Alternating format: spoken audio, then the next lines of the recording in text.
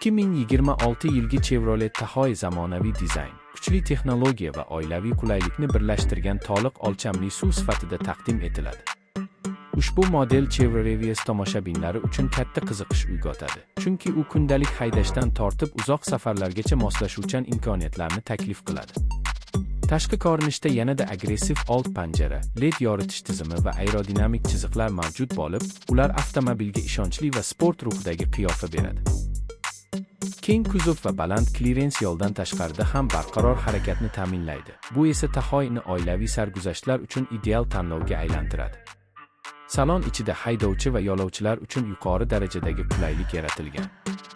Yumshoq materiallar, keng o'rindiqlar va raqamli asboblar paneli uzoq masofalarda ham charchoqni kamaytiradi. Markaziy sensorli ekran Apple CarPlay va Android Auto bilan mos keladi. Ovozli boshqaruv esa haydash jarayonida xavfsizlikni oshiradi.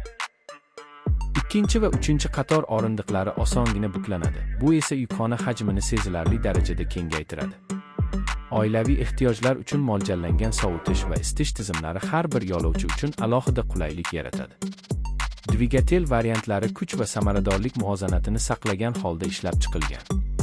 Kuchli V8 dvigatel og'ir yuklarni tortish va tezlanishda yuqori natija ko'rsatadi. Zamonaviy yoqilg'i tejamkor texnologiyalar esa sarfni kamaytirishga yordam beradi.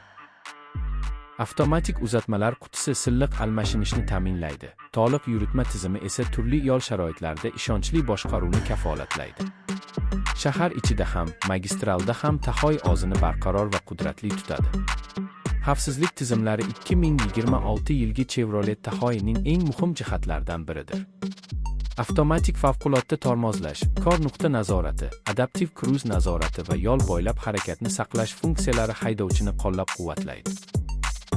Kamera va sensorlar yordamida to'xtash joylarida manevr qilish osonlashadi.